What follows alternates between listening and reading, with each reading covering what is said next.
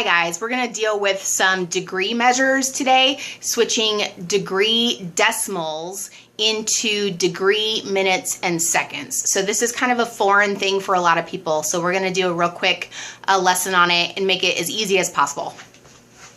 Alright, so when you're in a trig class and you're dealing with a lot of angle measures, they're going to sometimes throw these kind of curveballs at you where you have an angle measure in degrees, but it's some big long decimal.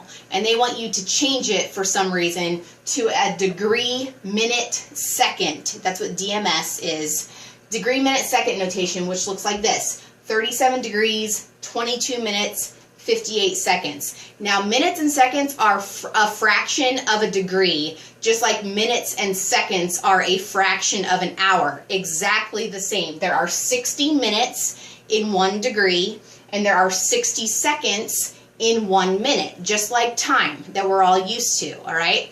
So the way we break this down, I'm going to go both ways. I'm going to change a decimal degree to DMS, and I'm going to change a DMS to a decimal. So you can go either way. They're both pretty quick on any kind of calculator, scientific, even a 4-function calculator. You do not need a graphing calculator. So here's the trick.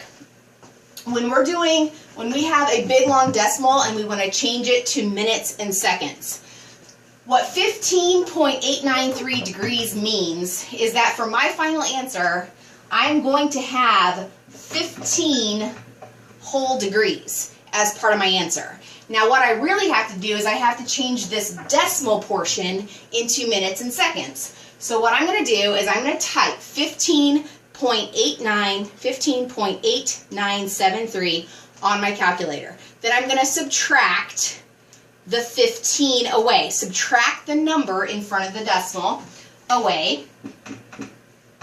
So now on your calculator you have 0.8973. This decimal, or this portion of a degree, you're going to multiply by 60. When you multiply this by 60 on your calculator, you get 53.838. 53.838. Now this whole number is the number of minutes in your final answer. So we're going to have 53 minutes, and then you repeat that process. So subtract away the number in front of the decimal, so you're left with 0.838. This is all on your calculator.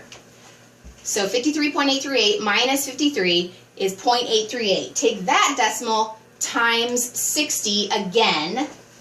So times 60, all on your calculator, you get 50.28. This last whole number is the number of minutes in your final answer.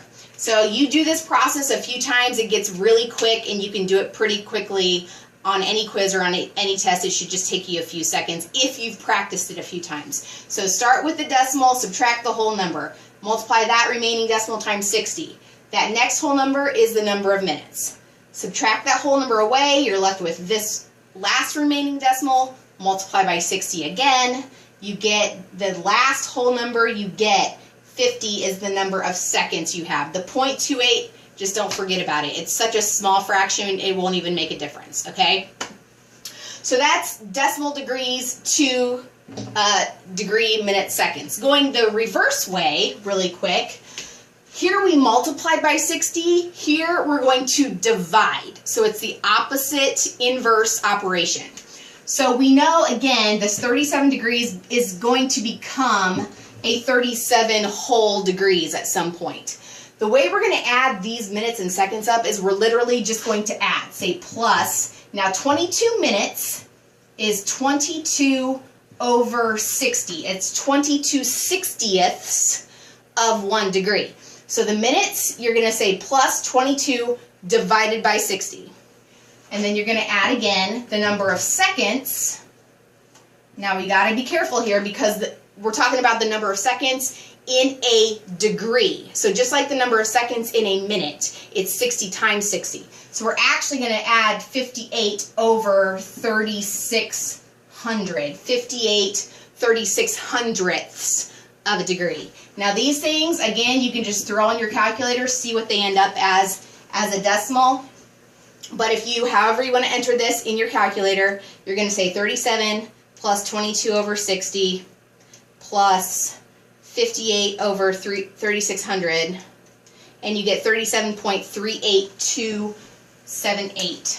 37.38278 degrees.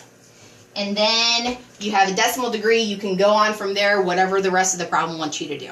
So hopefully that makes sense, and hopefully after you've practiced this just a few times, it becomes very quick. All right, hope that helps. Thanks.